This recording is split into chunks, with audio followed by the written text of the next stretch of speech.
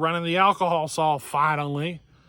I'm out of regular test log, so I decided to come down here to the log pile that we're going to be cutting on for the event here at the end of July, and I decided to go ahead and make some cookies off of this. So this saw has been a huge pain in the butt, and I actually think we gained a little bit of performance. Not much, just a tiny little nibble. And that's because we developed a massive air leak, and I believe some of the issues that we were seeing before, I mean, they're all gone now, and I believe it was all because of the air leak slowly developing more and more over time. So let me go ahead and explain to you what went wrong with it. It's the Holtzformer G366, and then maybe you can learn from my experience, because this sucked. This one absolutely sucked. So maybe you can learn something from it and, maybe avoid some of the same issues I had. So I pressure tested it. I started out with a pressure test on it. I knew there had to be an air leak. And at a 7 PSI pressure test, it was testing perfectly fine. I mean, perfectly. Vacuum, pressure, everything. So that's one of the reasons I'm going to increase the pressure that I test at. I've been testing at 7 PSI, and I'm going to up it. Probably 10, 12, somewhere around there is where I'm going to start pressure testing at, just because of this one saw. It did not show an air leak at 7 PSI, but it had an air leak. It was obvious, So I ended up doing the intake boot, gluing the carburetor to the intake boot. I mean, I was doing all sorts of stuff. I replaced the impulse line, which this all is now modified because I took and eliminated the stock impulse setup. I put the impulse system from a 460 carburetor on it. So now it is feeding impulse directly into the carburetor instead of through the intake boot. But in order to do that modification, the throttle linkage is in your way. So you have to remake all your throttle linkage in order for it to clear. So I did all of that stuff. This was all just me trying to figure out where the air leak was. It was pressure testing fine, but, it was obvious that there was an air leak of some sort.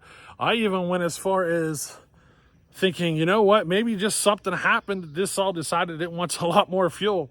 So I went in and started modifying on the carburetor more, and nope, that wasn't it. I ended up ruining the carburetor over that whole ordeal. Had to get another carburetor. So yeah, I mean, this carburetor is modified exactly the same way it was originally. And then because of all those symptoms, I tried modifying it more, and that was a mistake and a half. Here, so I have a gasket kit for this saw, and it has 2 seals in it. And I thought to myself, you know what? I'm just going to replace them seals because I've done everything else. And wouldn't you know it, I started on the flywheel side, and that was it. The flywheel side seal was melted, straight up melted. And it melted and kind of glued itself to the crankshaft. I think there was just enough there that it would hold pressure at 7 PSI. And I think if I would have turned my pressure tester up a little more, it would have revealed itself. So that's kind of a lesson learned. But here, whenever the factory installed the seals, they do not pre-lubricate the seals during the install. And I've heard about the seals on these, Holtzformers and stuff going bad relatively quickly. And I got a feeling that might actually be the reason why. So once I threw the new seals in, cleaned everything up, I stuck both seals in just because, but it was obviously the one on the flywheel side. But as soon as I threw them in, she fired right up, and she's been running perfect ever since. And, today is going to be our first test cuts, I should say. So it was running, I think I've done bench running a couple of times on it. And so today is actually the first test cuts. It is a square hand filed chain. So you'll get to see how she does. We're going to pick out 2 different sizes of wood, probably somewhere around 8-10 inches. and then I'll try to find something closer to 20 or so. Something that's going to eat the whole bar or close to it. So, yeah, let's see what happens. It's going to be harder woods this time. We're done with that poplar. No more poplar logs. So we're on to the harder stuff. It'll be maples and oaks and stuff like that. Unless I get more junk wood, because if I get junk wood, then I cut the junk wood first. You know what I mean? So let's see how she does on this video. The alcohol is back. We're going to run it. Alrighty.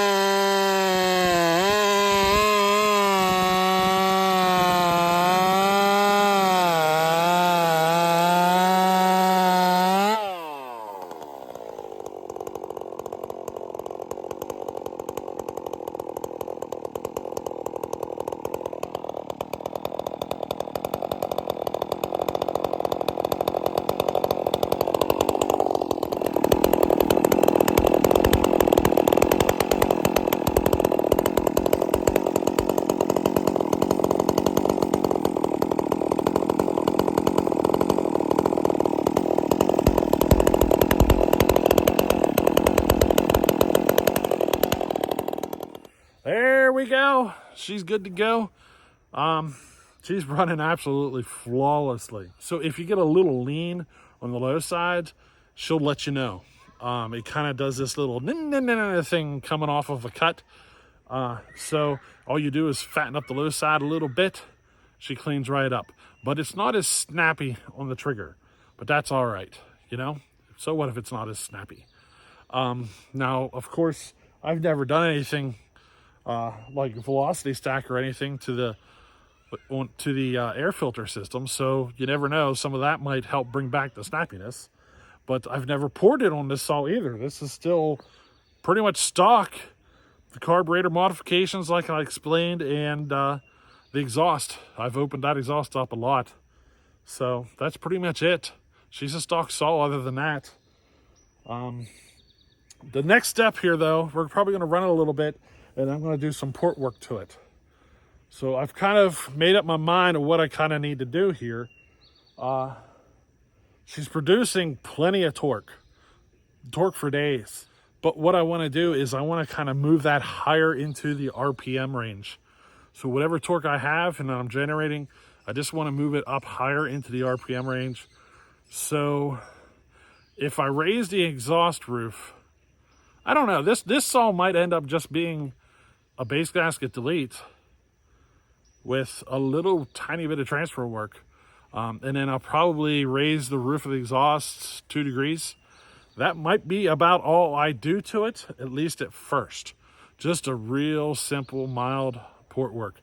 Because this thing runs fantastic as it is. You don't need to get too crazy with it, you know what I mean? That's stuff we can do down the road. So if I take it away now, you never know what you're going to end up with. Sometimes it's better off to do it in little steps, because sometimes that little wee bit you do really makes a big difference. And I think that's what we're going to do, is just go for a little bit of a performance increase, or make a little step, I guess you could say. Hopefully it's a bigger performance increase, but we'll see how she turns out. I do definitely want to try to move that torque up a little higher in the RPM range, though. Now, if you're coming to the event in July, you'll get to run it. She's running fantastic. And I think this saw has surprised a lot of people on how it performs as it is without any porting work. So here after July sometime, we will work at getting it ported up, as well as the Dalmars. So the Dalmars on hold as well. So we're gonna wait until after July to get it ported up. So yeah, hey, I hope you enjoyed this one. We'll catch you in the next one. Later.